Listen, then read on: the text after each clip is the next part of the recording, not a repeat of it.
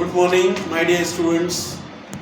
आज हम देखेंगे कि प्रैक्टिकली अंग्रेज़ी बोलना कैसे सीखा जाता है। पिछली वीडियो में हमने देखा था कि अंग्रेज़ी कितनी आसान भाषा है और उसे हम घर बैठे बगैर ट्यूशन लगाए बगैर पैसा खर्च किए हम उसको कैसे सीख सकते हैं। तो आज हम इसका प्रैक्टिकल नमूना देखेंगे। देखिए, जब इंग्लिश कन्वर्सेशन शुरू होती है, मतलब इंग्लिश में जब बात शुरू होती है तो उसके दो स्टेज मेन है। पहला स्टेज है अभिवादन। अभिवादन मतलब कोई सवेरे मिला तो क्या बोलना, दोपहर में मिला तो क्या बोलना और शाम में मिला तो क्या बोलना, वो सब आपको पता है।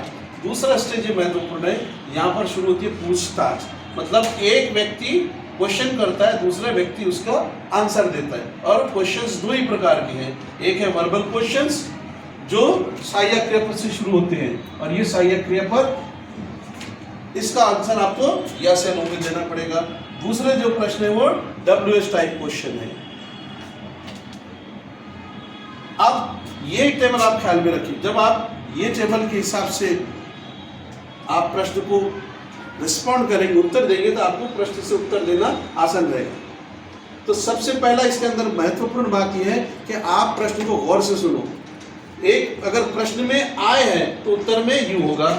फॉर एग्जाम्पल, यदि मैंने पूछा एम आई अ टीचर, तो इसके हिसाब से प्रश्न में आय आया तो आप बोलेंगे yes you are a teacher. Yes क्यों बोलेंगे आप? क्योंकि ये सहायक क्रियापद से शुरू हुआ। फिर मैंने आपसे पूछा कि are you studying in a college, तो आप बोलेंगे yes I am studying in a college, मतलब प्रश्न में ही उत्तर है। तो ये टेबल यदि आप ख्याल में रखेंगे तो आपको अंग्रेजी बोलना बहुत आसान है। अब हम इसका प्रैक्टिकल उदाहरण लेते हैं। एम आई अ टीचर, तो विद्यार्थी ने उत्तर दिया yes you are a teacher. फिर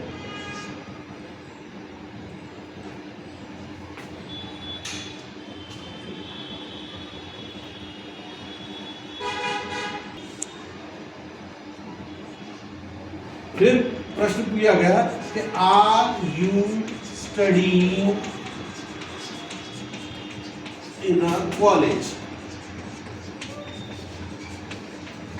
तो विद्यार्थी उत्तर देगा yes I am studying in a college. तो आप देखिए कि यहीं पर उत्तर है।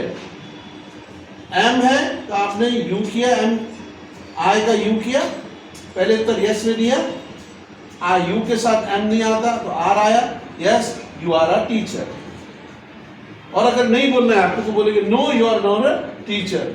अब यहां पर देखिए are you study in a college, यहीं पर उत्तर है इसका। आर हेल्पिंग वर्ब है, इसका आंसर आप देखिए यस यू का आई हुआ, yes I am a student. तो इसी प्रकार से अब इसके अंदर अगर आप और एक वाक्य लेते हैं कि एम आई टीचिंग,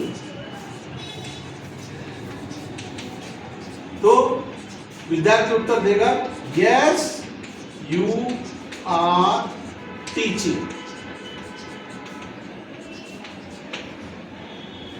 फिर यदि यह प्रश्न पूछा गया कि आर यू लर्निंग इंग्लिश, तो आप बोलेंगे yes I am learning English.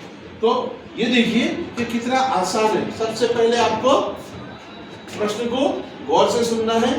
Verbal question है तो उसका आंसर यस या नो में देना है। दूसरा, आपको ये टेबल ख्याल में रखना है। ये टेबल आपको बहुत मदद करेगा उत्तर देने में। फिर ये आपकी लिस्ट है हेल्पिंग वर्ब की, जिसके अंदर आपको यदि कोई भी प्रश्न इस शब्द से शुरू होता है तो उसका अंदर आपको यस या नो में दे। यहाँ हमने ये उदाहरण दिया। तो यदि आप इन नियमों को फॉलो करते हैं तो आपको निश्चित रूप से इंग्लिश आएगी। तो आज हमने सिर्फ ये देखा कि एम से कैसे प्रश्न किए जाते हैं। अब इस तरह से आप खुद उसकी घर पे प्रैक्टिस कर सकते हैं। धन्यवाद।